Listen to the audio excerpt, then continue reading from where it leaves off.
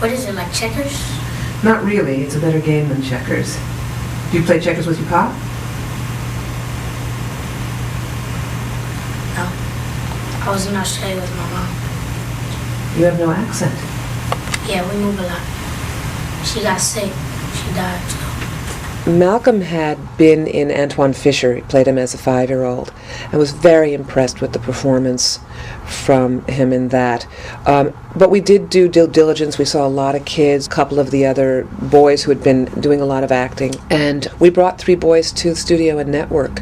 But Malcolm was, for us, the strongest choice. I live in Australia with my mom. She got sick. She died a couple of weeks ago.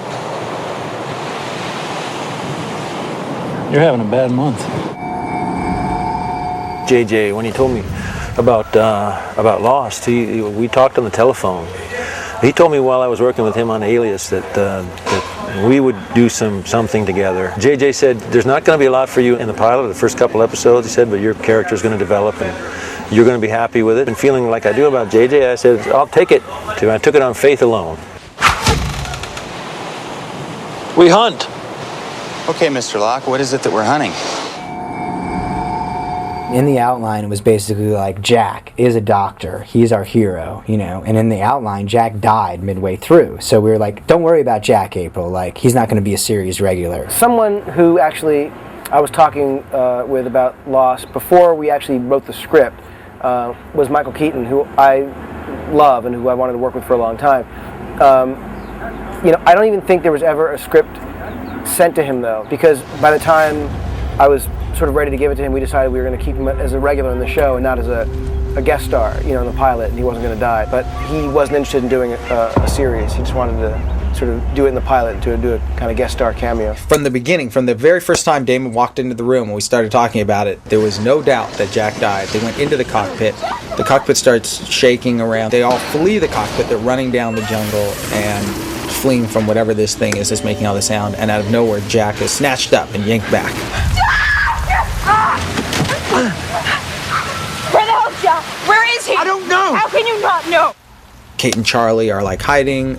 The two of them go back and they find Jack's body perched in a tree, and it later became the pilot. The character of Jack died about halfway through, which we did because we thought it would be an interesting, unexpected, you know, kind of story turn. The big psych out is the audience will be totally invested in this guy, and then he'll get killed in the middle of the show, so people will be like, oh my god, the show, I never know what's going to happen next. But what it did really was just anger the people who read the script. They felt like they were going along with the ride, and they, you know, were into the story, and that the death of that character sort of took them out of it. And it made them sort of resent the story. He died without a doubt until a week before we started shooting, when Steve McPherson, who was the head of Touchstone at the time, was adamant about Jack living. His point of view was, you're asking your audience to have faith in this character and to believe in him, and you don't want to take that away. You want an anchor, and someone you can believe in, and Jack is that character. You know, from a network television standpoint and from a series standpoint, it just didn't make any sense to kill Jack off. And you know, JJ pretty quickly embraced that and understood why that wasn't a good idea, and came up with a brilliant fix of how he could be in jeopardy and really still be the center of this show, but survive, and obviously he has survived. And that changed sort of the second half of the story, but at the same time, you know, it was the right decision to make, and that's when we said to April, okay, we're going to need a Jack now. Excuse me.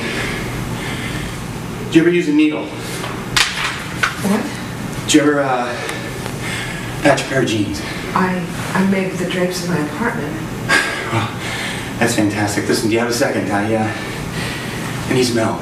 JJ, when I met him for the first time, you know, I hadn't read the script because he wasn't letting anyone read the script at that point, and I could tell he was like really kind of immediately interested in me, and he started telling me what the first like 10 minutes of the script were. And JJ gets so like, you know, very visual and very animated and very excited when he pitches like ideas and story, and I just knew that it was going to be incredibly cool and something that I would be very, very excited to do. It's the kind of thing that's right up my alley, just on a sort of genre and tonal level. Excuse me. Did you ever use a needle?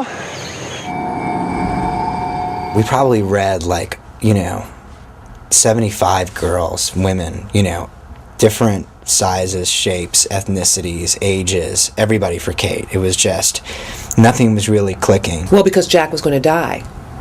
There had been a plan that she was going to be the one who's leading everybody.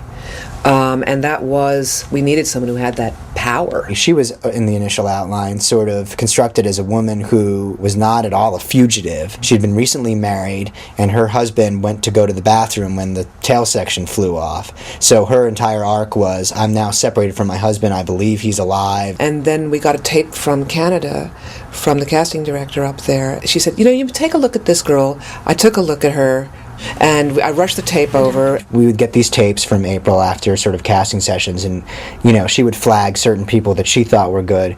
We were sitting in JJ's office, I remember. He had the remote in his hand, and I was on the phone talking to somebody else about something else. And I remember looking over at JJ, and I saw him first, and he just went like this and took his finger off the remote, and then I looked over at the TV and it was Evangeline, and she just turned around and did the scene. And excuse me. There was just something about her. We'd never seen her before. She had this sort of confidence and a vulnerability both at the same time. He literally turned to me and said, I think that's her. So we called April up, said get her on a plane, bring her down here. Evangeline came in the next day. Then she came in and she gave a spectacular reading. JJ gave her some direction, and it was like this weird moment. I remember vividly sitting next to Damon, and we both looked at each other, and there was no doubt that was Kate. And not only did she look exactly like we had always envisioned Kate, but her performance and her adjustments from JJ's direction were spot on, like no one else had been. I've been in Sydney. Sydney? What do you do there? I am a junior VP of Marketing and Business Development for Pratt Harris. What's Pratt Harris? We're the leading providers of business logic integration solutions. Well, that will come in handy here. I had spent 2 weeks sitting in a hotel room, sweating bullets and twiddling my thumbs, waiting to hear if my visa would come through. So already I was in a weird headspace where I didn't know anybody in LA. I didn't know if I was getting the job, and I didn't know if I did get the job, if I was up for the job. People who are Canadian or from any country for that matter, they have to have, I guess it's called an O1 visa to work in the United States. And if you have an extensive body of work, if you're an actor who's worked a lot and people know you, the INS people understand why that person is important to the process and stuff. It's like they've worked, you need them, whatever. But somebody who's done no work, they're well, why do you need this person? How do you know they're going to be good? Why can't an American actor play that role? We had to send her back to Canada and hope that we could get this visa through. All of the legal at ABC and at Disney was trying to get her into the union, into the Screen Actors Guild, and to get her visa cleared to work in the United States. We were scheduled to start shooting on a Thursday, and Evangeline Lilly was supposed to be there bright and early the first day of shooting in LA, and we were only going to be shooting in LA for a few days before we headed off to Hawaii. We had no choice but to start shooting. The cameras rolled. JJ started shooting. They did the production schedule so that Evie's character of Kate would not work for a few days. So at least we had another couple days where we could try to work on it. The contingency plan was to keep casting. It was like, let's see if there's anybody else. That Thursday, the day we started shooting, and Tom Sherman and myself spent the entire day auditioning actresses to replace Evangeline Lilly. We're sitting there, reading people and auditioning women, kind of going, what are we, what's going to happen? What's going to happen? And I have a BlackBerry. I kept checking my BlackBerry to see if there was any emails from anybody. And after about the 17th woman came in to read that morning, I got an email that said Evangeline's visa has cleared, and we all jumped up screaming in the room. We got the word the day before I had to start work that I actually was hired and that I got the visa and it came through. Truly, it's as if Evie stepped out of the shell, fully made. I mean, she's brilliant, she's subtle, she's intuitive. I sort of look at every character on Lost as their own show, so that every week we'll sort of alternate and see another person's series. And it ultimately allows us to give a singularity to what is ultimately an ensemble show.